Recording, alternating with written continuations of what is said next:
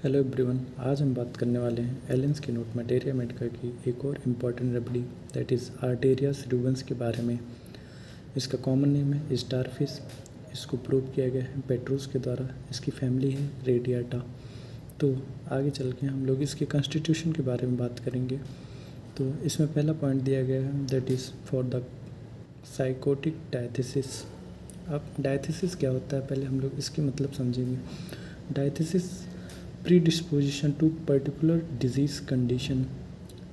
इसका मतलब होता है कि कोई भी पेशेंट है वह उसमें कुछ जो ऐसे जेनेटिक प्रीडिस्पोजिशन है जिसके कारण वो किसी डिजीज़ को लेके प्रोन या प्रीडिस्पोज होते हैं।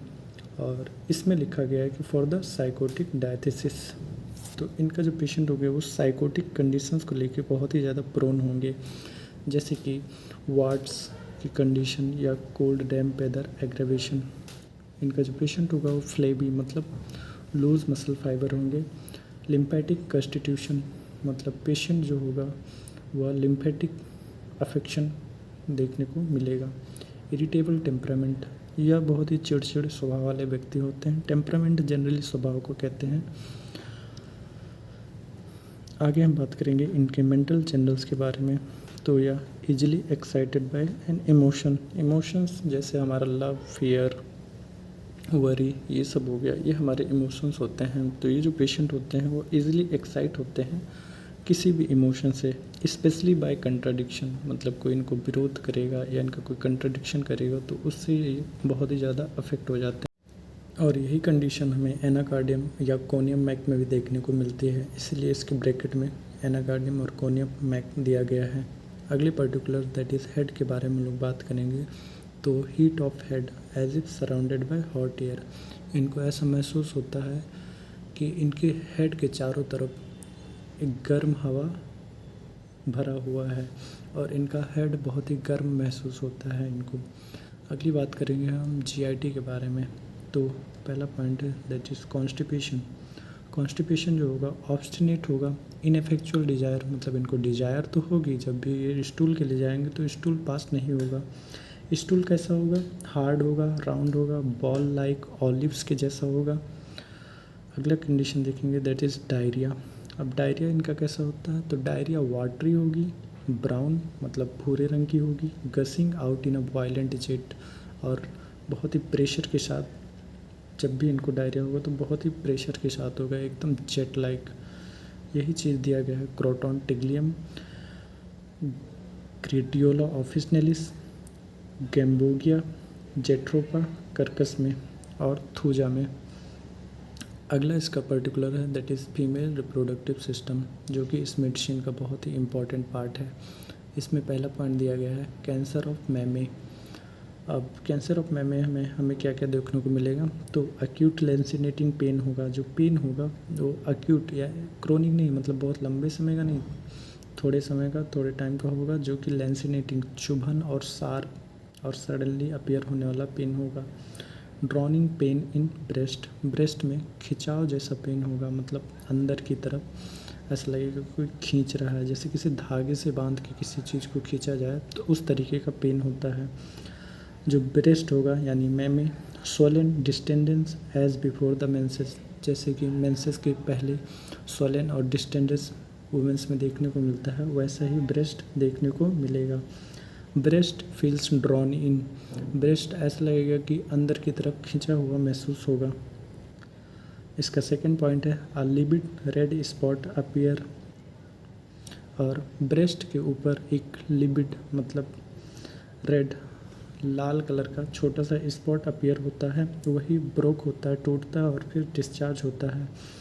और यह ग्रेजुअली धीरे धीरे पूरे ब्रेस्ट को इन्वेट कर लेता है, मतलब पूरे ब्रेस्ट में फैल जाता है, और इसमें बहुत ही गंदी बदबू होती है, यानी कि फिटेड ऑडोर होता है।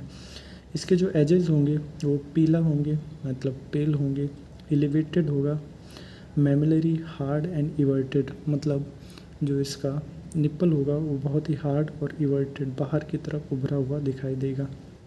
इसका जो बॉटम होगा कवर्ड विथ रेडिश ग्रेनुलेशन, यानी कि इंफ्रामेवेलरी फोल्ड में रेडिश ग्रेनुलेशन देखने को मिलेगा। इसका थर्ड पॉइंट है sexual desire increase in women, मतलब इनकी जो फीमेल होगी उनमें बहुत ही ज़्यादा सेक्सुअल डिज़ायर होगी। ब्रैकेट में लिलियम टिक भी दिया हुआ है। अगली बात करेंगे दैट इज़ नर्वस सिस्टम के बारे में। तो सेंग्यूनस कंजेशन ऑफ द ब्रेन देखने को मिलता है, मतलब ब्रेन में एबनॉर्मली पुलिंग ऑफ ब्लड देखने को मिलती है, जिसके कारण इनका फेस भी रेड दिखाई देता है। अगला पर्टिकुलर है that is apoplexy. Apoplexy face red, pulse hard, full and frequent. Apoplexy क्या होता है? तो एपोप्लेक्सी या सडन ब्लीडिंग कह सकते हैं या sudden increase of blood in tissue. इसमें जो होगा वो फेस रेड होगा, पल्स हार्ड हो जाएंगे, मतलब बहुत ही तेज़ हो जाएंगे, फुल और फ्रीक्वेंट, बार बार, यानी कि जो पल्स होगा बहुत ही फ्रीक्वेंटली दिखाई देगा हमको। अगला पॉइंट है एपिलेप्सी। एपिलेप्सी एक क्रोनिक न्यूरोलॉजिकल डिसऑर्डर होती है जिसमें जर्किंग या सीजर्स आते हैं पेशेंट में। तो इसमें क्या होता है? Twitching over the whole body 4 और 5 days बिफोर द अटैक, मतलब जो एपिलेप्सी का अटैक होगा उससे 4 या 5 दिन पहले ही पूरे बॉडी में ट्विचिंग होने को लगेगी। अगला पॉइंट है gait unsteady muscle refuse to obey the bill.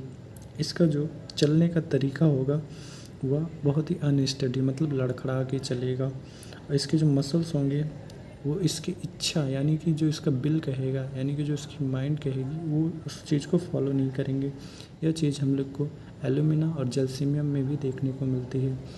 अगला बात करेंगे हम इसके रिलेशन के बारे में। तो यह सिमिलर है म्यूरेक्स एंड सिपिया के, और इसको कंपेयर करेंगे हम लोग carbo animalis, conium and silicea in memory cancer में, belladonna, calcarea and sulphur in epilepsy में। तो हम मेमोरी कैंसर के केस में कंपेयर करके देखते हैं। तो कार्बो एनिमलिस में हमें देखने को मिलता है कि इंड्यूरेटेड, स्वोलन और पेनफुल मेमी देखने को मिलती है। कोनियम के केस में जो ब्रेस्ट होता है वो सोर, हार्ड एंड पेनफुल बिफोर और ड्यूरिंग मेंस्ट्रुएशन देखने को मिलता है। और साथ ही बात करें तो सिलीशिया में जो निप्पल होता है वो ड्रॉन हो जाता है फनल लाइक, मतलब जो निप्पल होगा वो ड्रॉन हो जाएगा फनल लाइक सिलिसिया के केस में। Thank you.